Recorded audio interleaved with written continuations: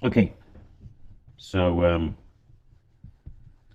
this will be my first utterance for my Mgtow channel. It's been a long time coming. Um, I first encountered the whole concept of Mgtow about 6 years ago. At the time, I was actually in a relationship of a sort. I was actually going through a divorce. It's a long, drawn-out process, and it was quite stressful. Um, but I'd been meaning to do my own channel. I just had never gotten around to it, which means I had never made the time.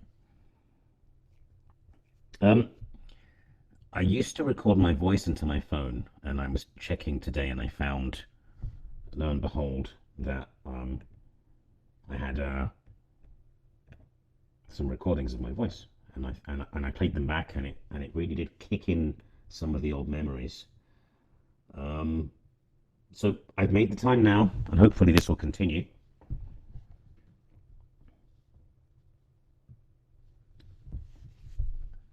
Where do we start?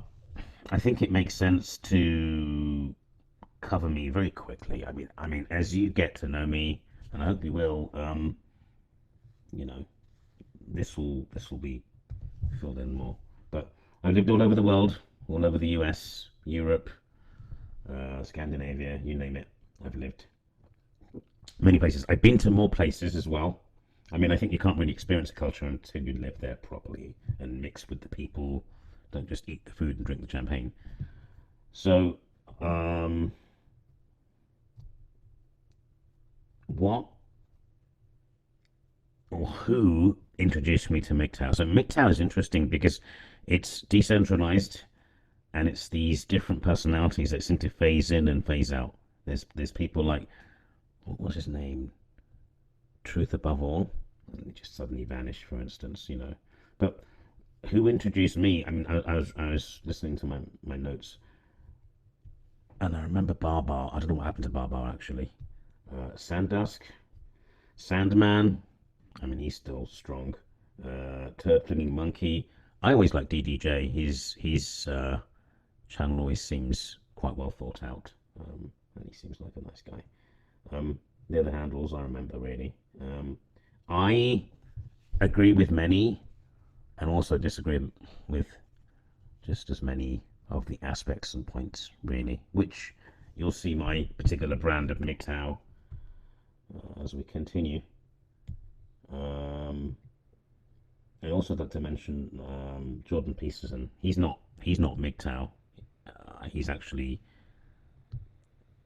been almost damning, but retracted it in the past. But and he's probably considered a tradcon. But my point is, he's been bloody amazing, and he's genuine. He really genuinely does care, and he's really helped me to look inside myself and understand not only my motivations but other people's motivations, and not just look at the surface, look deeper.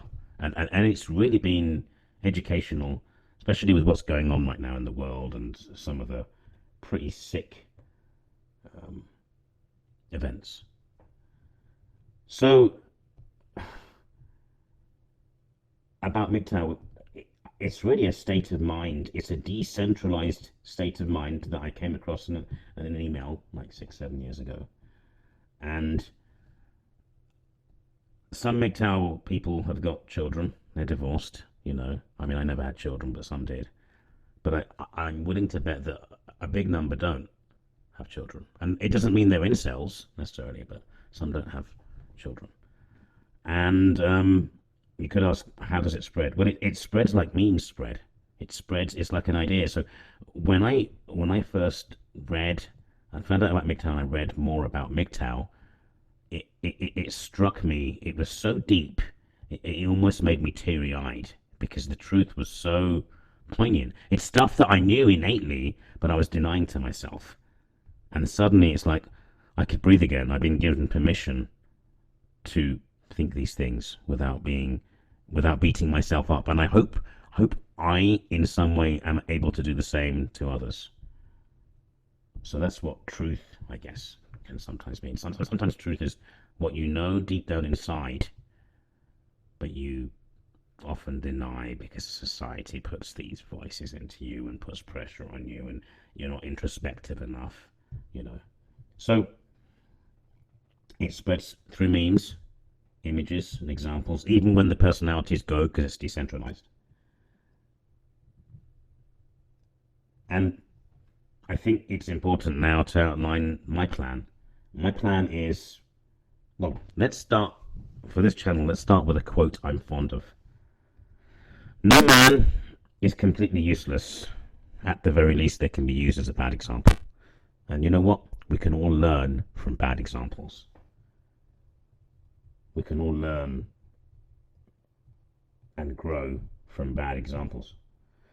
Um, what I'm going to do is I've had a lot of relationships in the past. I was engaged and I really loved a woman. She's from Finland, to be married, and we never got married, and I emigrated. It's a story I'll cover sometime. I have been married and I'm divorced now, and it's been a little while now.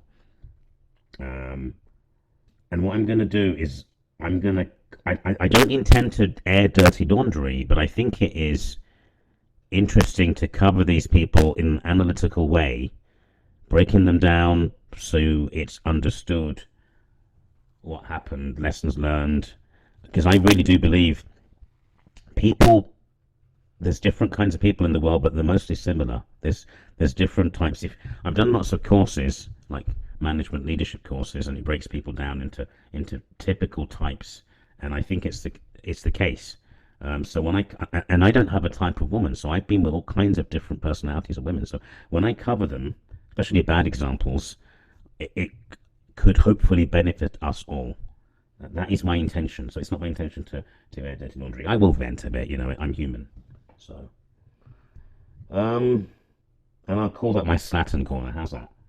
I will use assumed names to protect the innocent, of course. I'm always the innocent one, of course.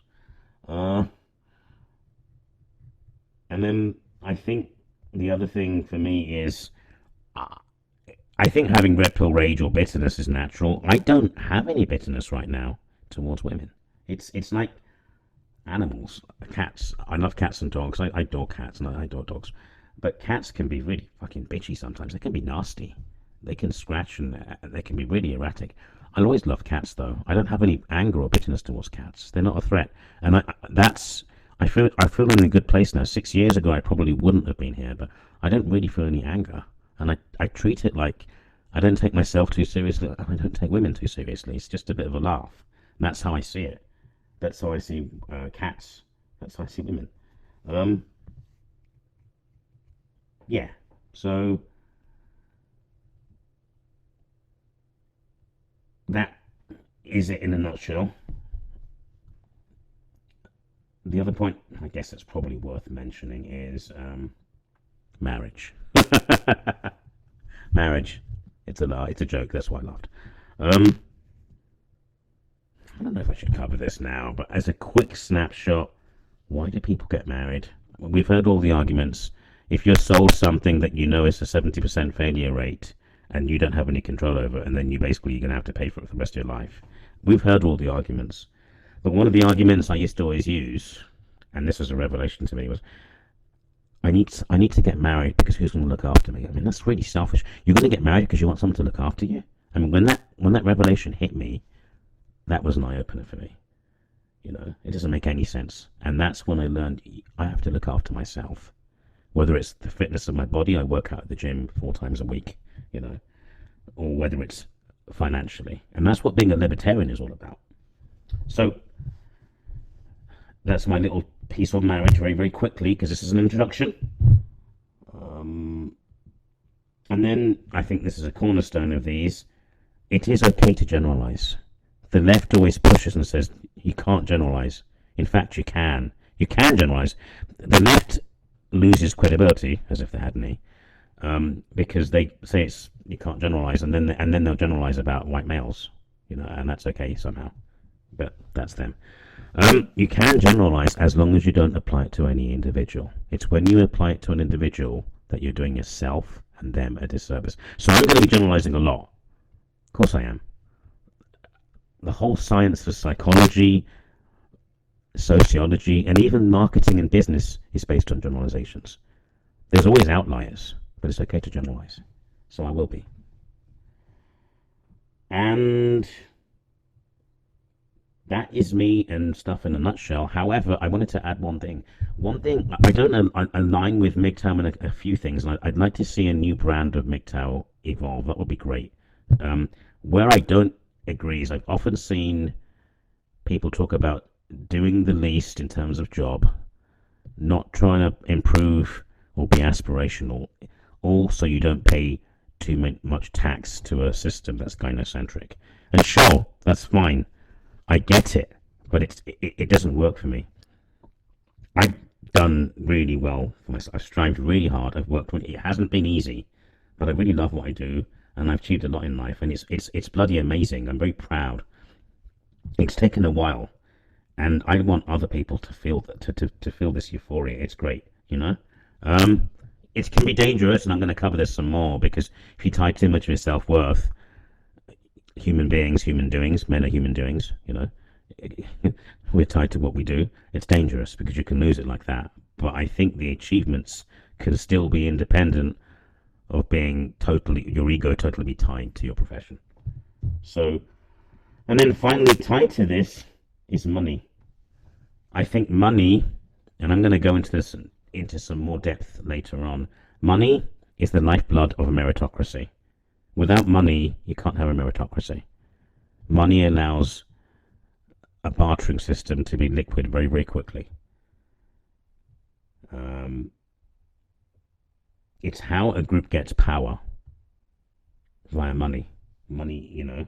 So acquiring currency isn't a bad thing. Maybe as an end in itself is not the most noble of goals, but as a means to an end, I don't think it's a bad thing. And finally, you know, I'm going to leave you with this thought. I think intelligent, the intelligent male can achieve great things. Men are basically rubbished all the time. We see it on TV. They're basically slagged off all the time in all media, and we're kind of getting tired of it, especially dads. Intelligent men can achieve great things.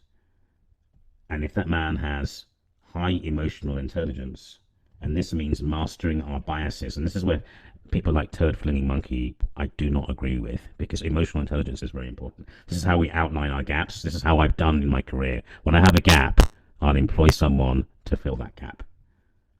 It means being circumspect. It means viewing yourself strategically, and acknowledging these gaps. It means being humble. Does anyone remember what being humble means? You combine this with both clarity of thought, and that again is to do with being neutral and balanced and trying to view both sides. You can really harness this to achieve great things, which is where I was coming in.